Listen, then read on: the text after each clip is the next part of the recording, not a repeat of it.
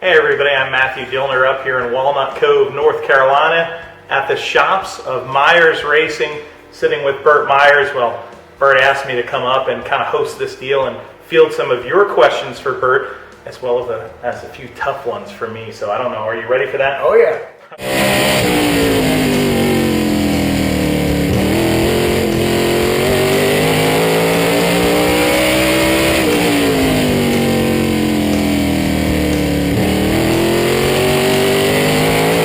Let's start off with some fan questions from you guys here to Burt, and we'll start off with Chris Bridges from Venice, Florida, who wanted to know, Burt, what's your favorite track and why?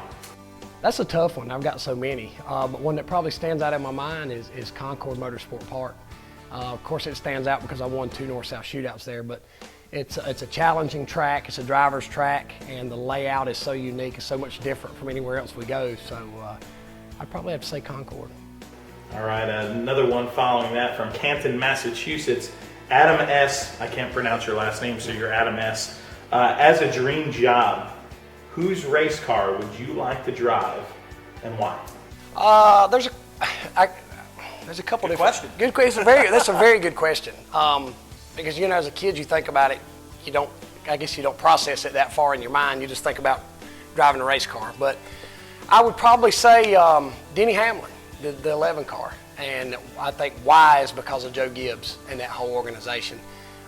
With Joe Gibbs' Christian background and his morals and the way he drives his team, and that's the way he also drove the Redskins, which I was a Redskin fan growing up. But I think that team is just so solid, and that's such a solid team, solid car, and the leadership that's behind that team, I think would probably point me in the direction of getting in that 11 car. That'd be sweet.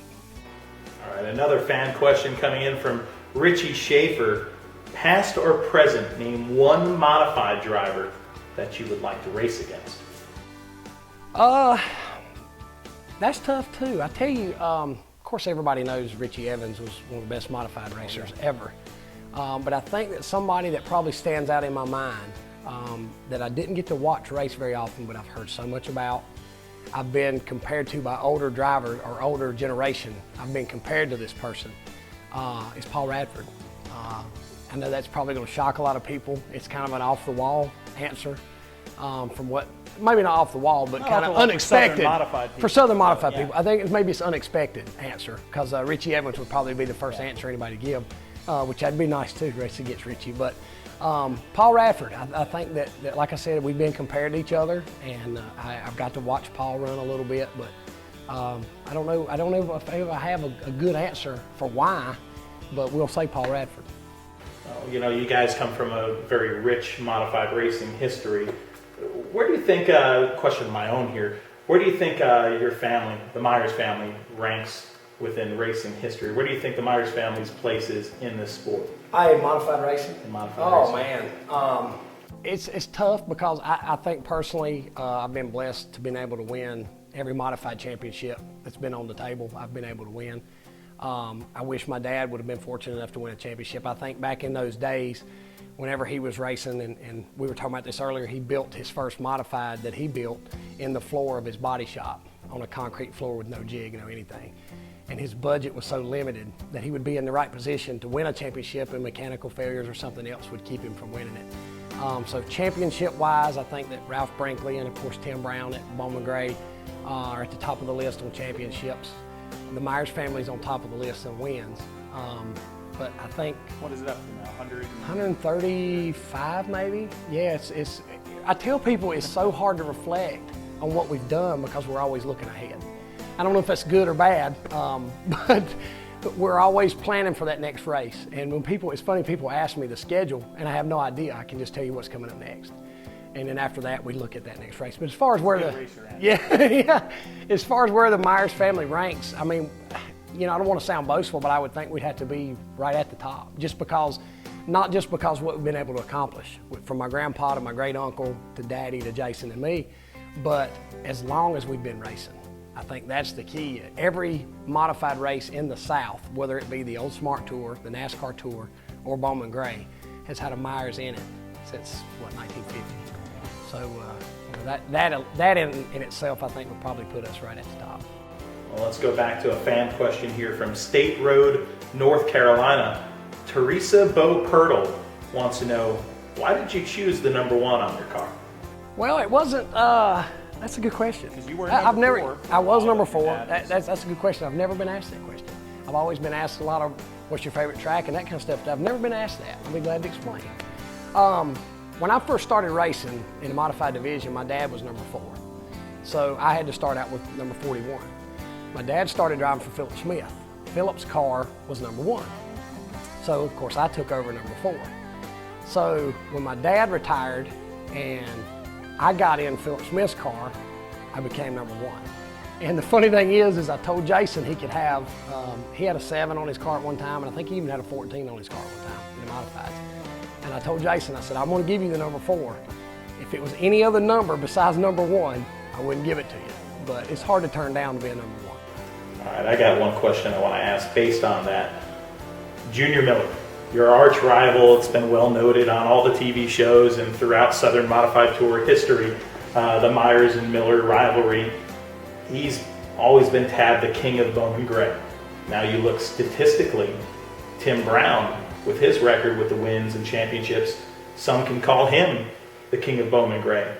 How does that make you feel, and how does that motivate you?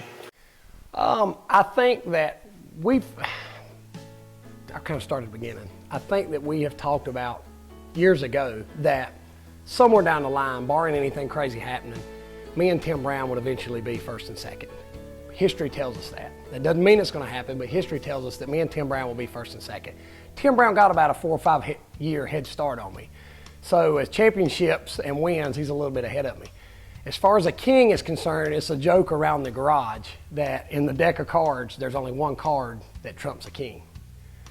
And you're looking at it behind me. So anyway, so that's the real story. That's, we make light of it because, no matter what your nickname is, when you get in that car and you strap in, you're going to try your hardest. You're going to go as hard as you can. You're going to try to win the race. And, we're as everybody knows, not just me, but this whole shop, from watching the Madhouse TV show, this shop is very animated. A lot of characters in this shop. And it just makes it more fun than anything. And plus the media has fun with it. So. But seeing that, Tim's success, he's a competitor of yours. How does that drive you? How does that motivate you? It drives me to want to beat Tim because I know Tim has been so successful. Yeah. On the other hand, other than my brother, Tim is the one guy that I enjoy racing against. And there's one main reason for that is Tim puts, same as we do, Tim puts every dollar, every emotion, every blood, every sweat, every tears, everything he's got into his racing.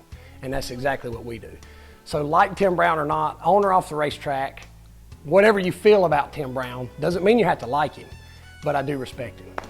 All right, let's go and back. it does drive me. It's got to drive you. Oh, yeah. Larry Curtis, a fan, asked this question. We'll let him off the hook for a little bit from some of the tough ones here, but this is a good one.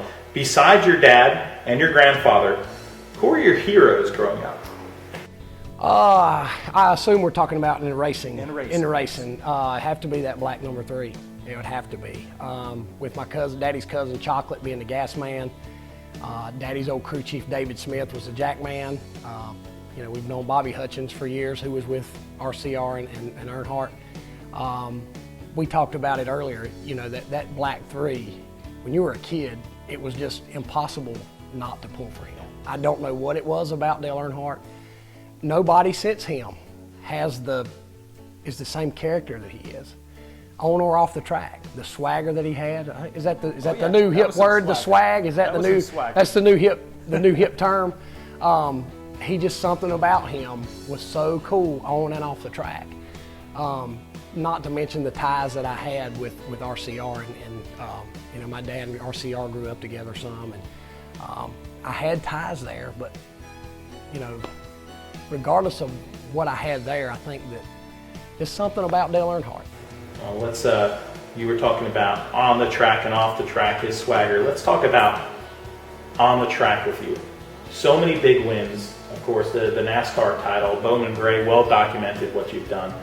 But also there's always been a little bit of controversy around Burt Myers, whether it be, the big orange bumper right there, or whether it be some of the things that have happened recently in the past few years with Tech, after Tech. Let's address some of those. Martinsville, the disqualification from NASCAR post-race Tech. I want your side of the story. What happened, and what were you DQ'd for?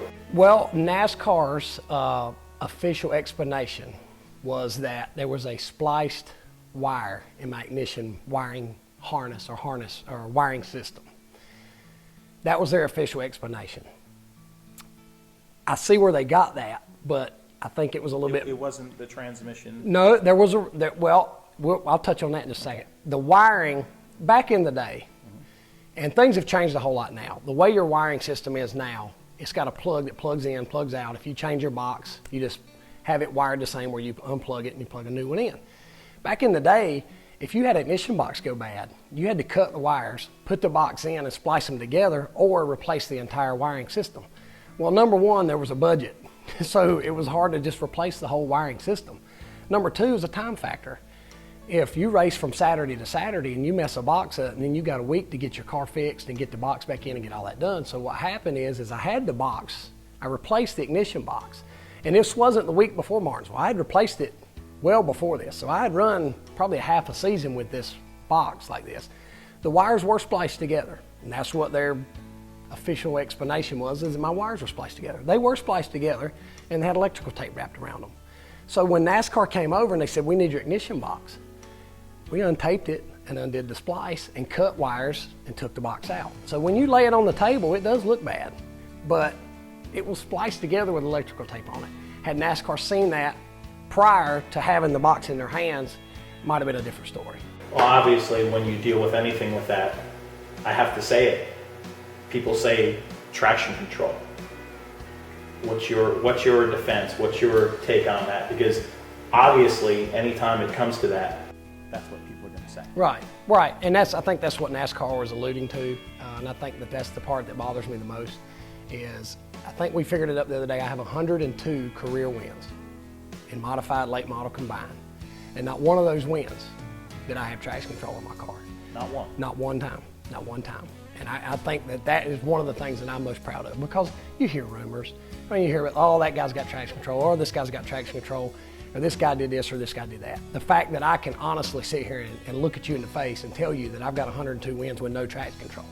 Now let's get back to what we were talking about before. Martinsville transmission. There was a rumor that, it wasn't a rumor. I'm going to tell you exactly what happened. NASCAR's, the first thing that they saw that was a problem was the transmission. And then when they had the ignition box in their hands, I don't know how or why, but the transmission got pushed to the side. We had a 3-speed transmission in at Martinsville. Most modifieds run a 2-speed. You take off in high, you shift in, you take off in low, you shift to high and you race. You don't change it. A lot of fans will ask you that, do you change gear in the corner or anything like that? Once you get to high gear, of course you leave it in high gear. So we had a 3-speed transmission. The ratios in the rule book have a specification to have a max and a minimum that you can run as far as a ratio is concerned. When I say ratio, high gear, of course, is 1-to-1. And then low gear is a certain ratio, a 1.24 or whatever, there's a ratio. Well, the third gear in that transmission did not fall within the NASCAR specs. So the ratio was wrong for the third gear in a modified, in a transmission, in the NASCAR Tour. So the third gear was wrong. Do I think it was a competitive advantage? Probably not, but it was wrong. So you'll own up. Oh, yeah, of course I will. Of course I will. I don't know. See, we'd never, it was first 3-speed transmission I'd ever had. So, I didn't know what the ratios were. But, I ran in high gear, so I didn't think that third gear was a problem. I didn't think it was, it was an issue. So, like I said, it kind of got swept under the rug. But, yeah, the third gear was not within the NASCAR specs, but it kind of got lost in the shuffle after they cut my wires on my ignition box. If you look at some of the controversy and stuff that surrounded you, a lot of people also say controversy surrounds winners. Let's now move on to Ace this year. A very confusing thing for fans that are sitting in the stands that see a race, they see an end result of a year, a championship. What happened there? Because there was a press release the next day. You were deemed illegal. Right. Then there was a press release the next day saying that you were not. Right. What happened? Wow. Because that's it'd be easier for me to tell you what didn't happen. Basically what happened is when we went to Ace, I had a 2-point lead over Jonathan Brown. I won the first race. It was a doubleheader, 250 lappers. I won the first race. We didn't have any idea where the points stood because Jonathan finished second to me in the first race. So we didn't have any idea what the point spread was.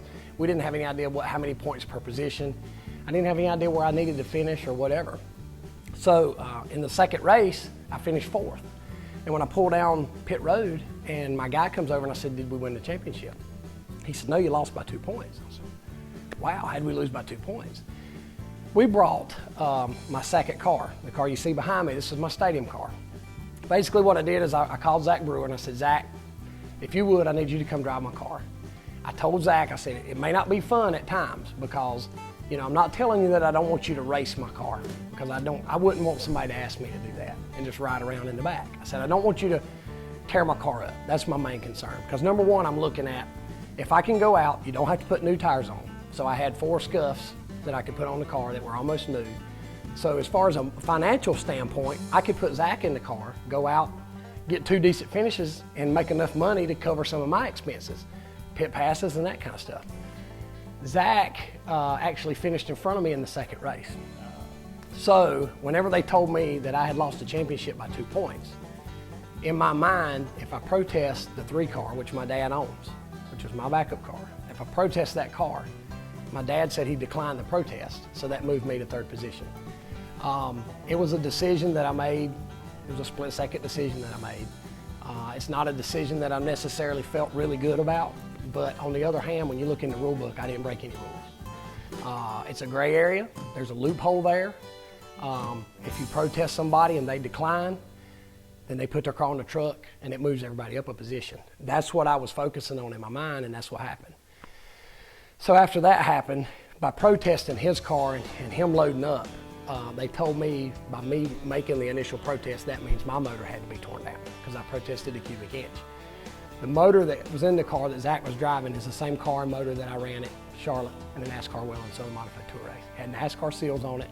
The carburetor had NASCAR seals on it. It had nothing to do with being illegal. It had to do with me needing that position. When we got to the tech area, and of course my motor that I was running in my car had the NASCAR seals on it. I had to cut the NASCAR seals to pull the head off of it. While they were in the tech area, in the little shed, I guess you call it, the head tech guy came out and asked me and my daddy to come inside, and he said my intake was checking illegal. First of all, it was a red flag because NASCAR just checked this motor several times and sealed it. First thing. Number 2, George Gable, who is my engine man at Gable Automotive, will not build a motor that's illegal on the NASCAR Tour if he knows you're going to run on the NASCAR Tour, because that's not just my reputation, that's his livelihood and his reputation on the line. George Gable used to be with Roush Yates, the head engine builder for Roush Yates, so he's a very well-respected man in the racing community in NASCAR. So he wouldn't do anything to jeopardize his reputation. So I knew that something wasn't right. NASCAR uses, I know you've seen it, it's called a stop sign. The little aluminum block, the hole in the top of an intake, I always thought was a square. Apparently it's a rectangle. One side is longer than the other side. So NASCAR's got this block that's marked front, and when they stick it down in there, it's a go or no go. There's no gray area. It's either right or it's wrong. Well, Ace Speedway didn't have that. All they had was a tool called a dial caliper that measures across. It's just more fine-tuned than a tape measure. They measured the hole.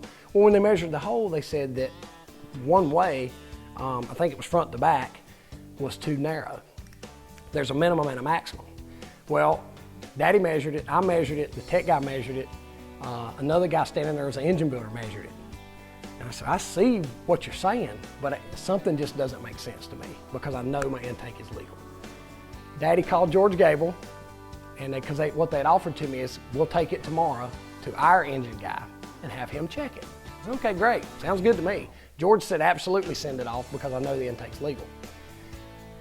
After you get all this out of the blender and pour it in the cup, basically what we were doing is, and it's backwards from what you would think.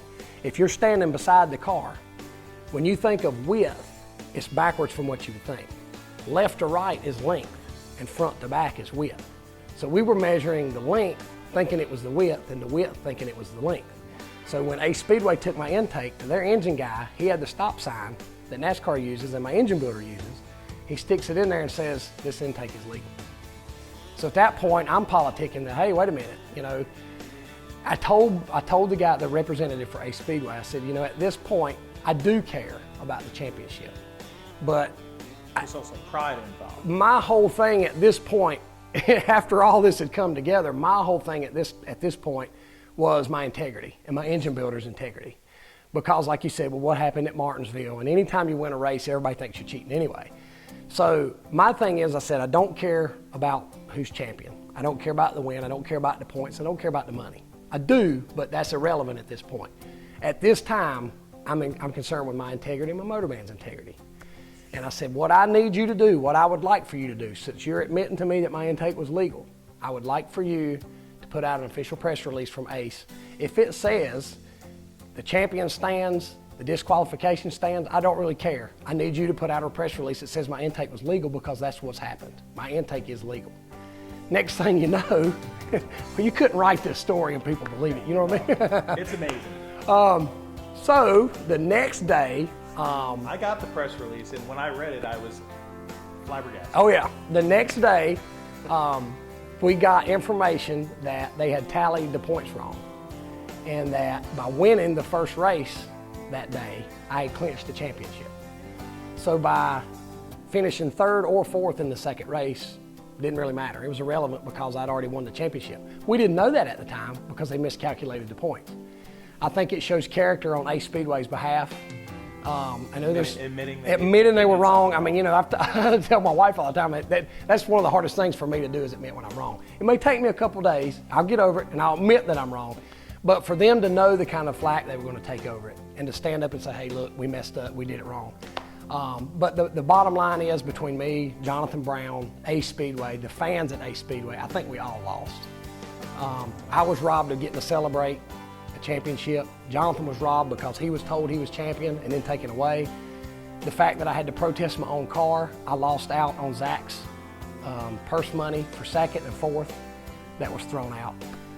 And the fans, of course, the main thing, sitting there in the stands not knowing exactly what's happened. When they left there, Jonathan was a champion, and then 2 days later it changes.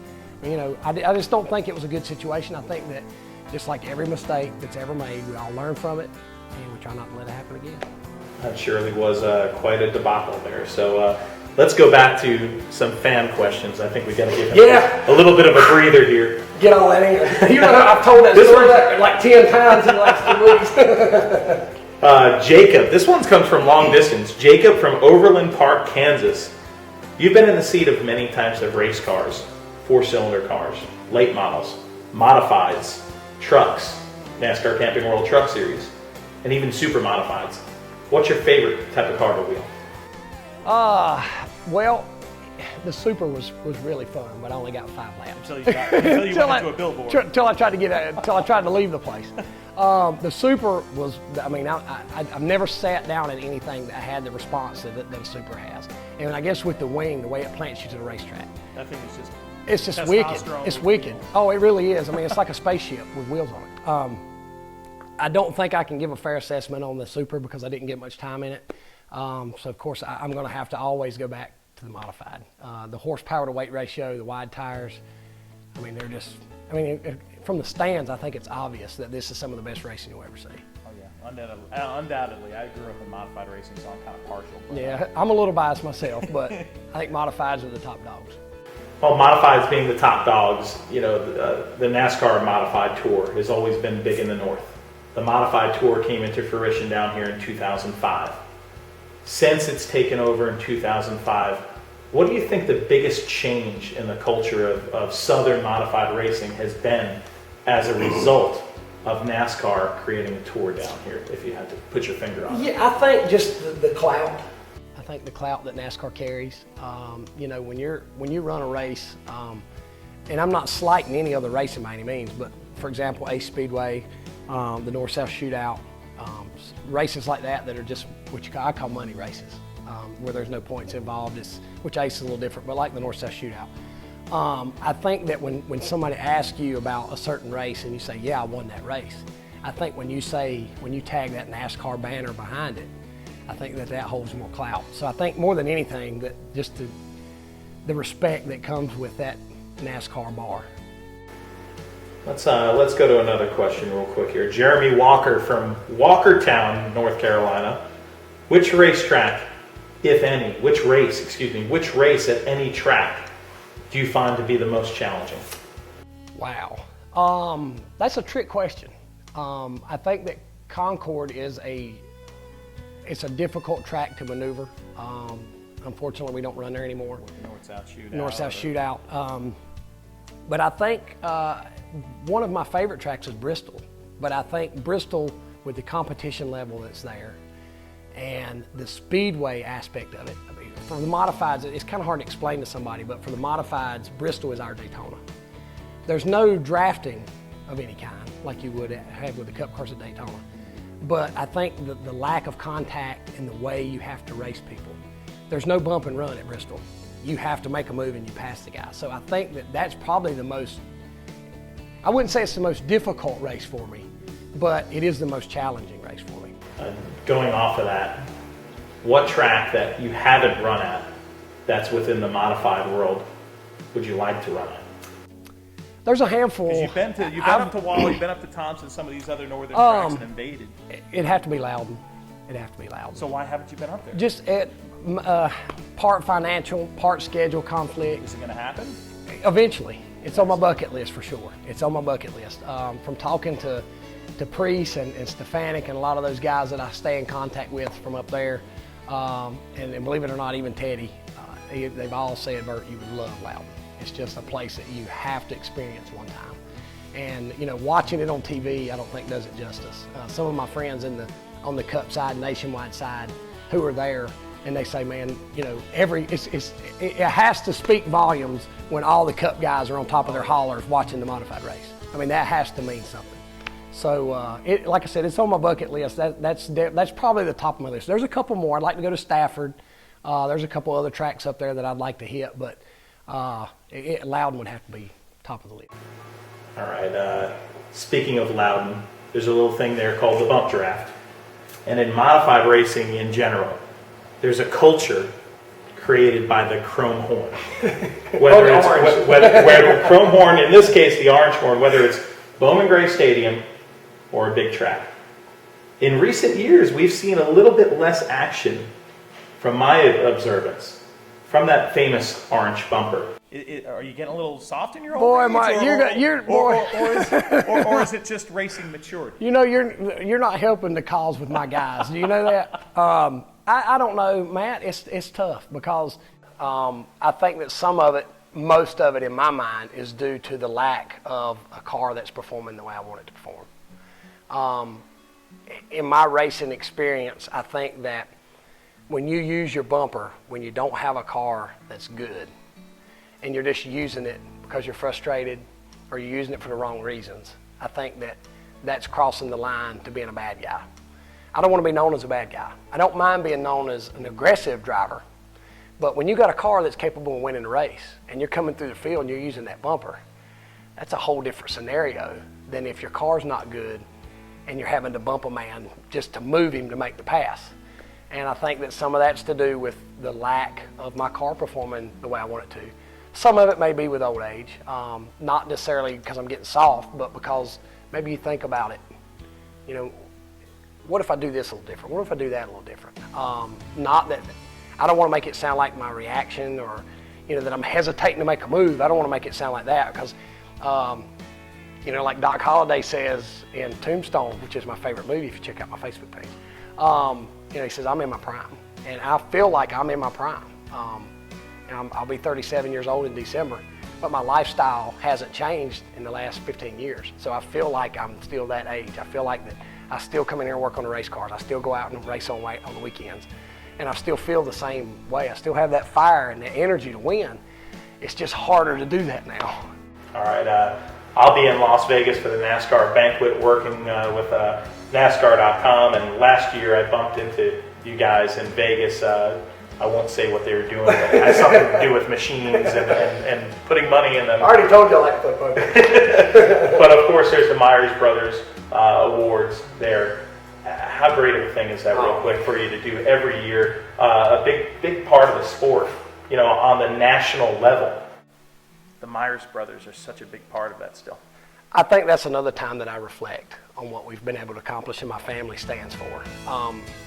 When you go in there and you sit down at your table, and we'll kind of wrap this up, but when you go down and you sit at your table, and everybody's sitting there, and Mike Joy and Dick Bergen come up, and they're going to host the awards ceremony, and you look around and you see Jeff Gordon and Jimmy Johnson and Dale Jr. and Tony Stewart. You see these guys scattered out within here, and in the background, which looks like 100 feet long, says Myers Brothers Luncheon, and I know that's my family. That says it all. I can't explain to anybody. At that point, I wished I could get every friend that I've ever explained to them about the Myers Brothers Luncheon. Every person that's ever asked me about the Myers Brothers Luncheon. At that point, I wished I could have them sitting beside me so they could say, this is pretty neat, because I know how neat it is to me. So it's, if you can imagine me being at a loss for words, to explain it, I think maybe just the fact that you can see how much passion I have when I talk about it, it says enough. Las Vegas, the Myers Brothers Luncheon, also Las Vegas. Do we put money down on this guy for 2013? Yes or no? I think so. All right. Absolutely.